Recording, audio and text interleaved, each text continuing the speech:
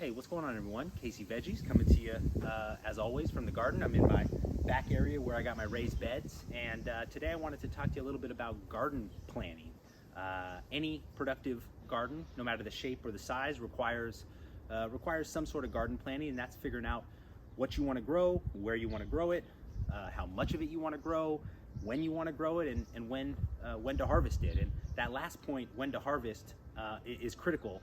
And that means understanding how long it takes for a crop to get from seed to harvest, seed to fruit. And we break crops down into kind of three simple categories: a short season crop, something that takes 30 to 60 days to harvest, from seed to harvest. Examples of that are arugula or spinach, lettuce, radish is another example. Excuse the saw in the background. We got neighbors doing some work on the house.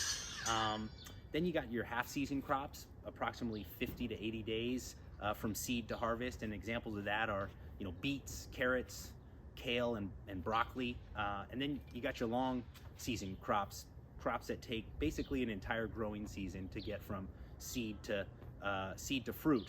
And again, we're not talking about transplant to fruit. That's a shorter amount of time, but we're talking from when you put the seed either in a pot or in the ground to fruit. And an example of a long season crops are tomatoes and peppers and squash.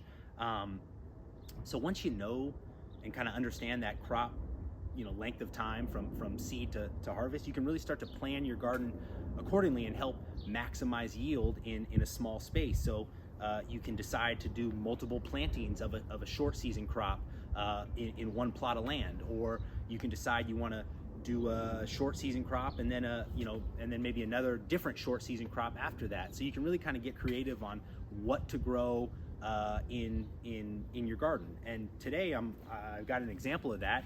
I've got this little patch of arugula that I planted in the spring, early spring. Arugula is a hardy vegetable, so you can plant it when it's still cool out.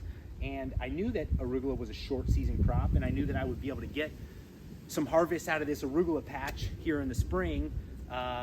And then as the weather warmed up, and you can see my arugula has gone to seed, these little flowers have grown, and it's shot up here, and it's now bitter and really not really harvestable, although these flowers are delicious, kind of sweet but bitter like arugula, really good.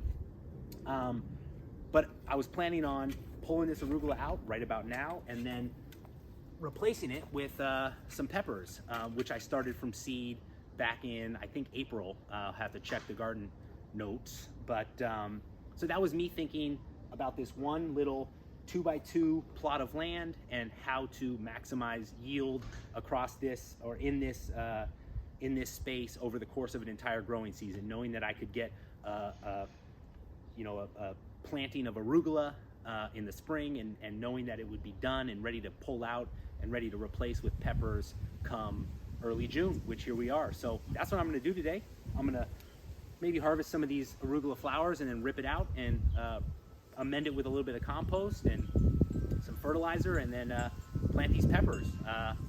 So yeah, think about how long crops take to grow and use that information to try to maximize the amount you can grow in your garden, no matter how big of a space you have.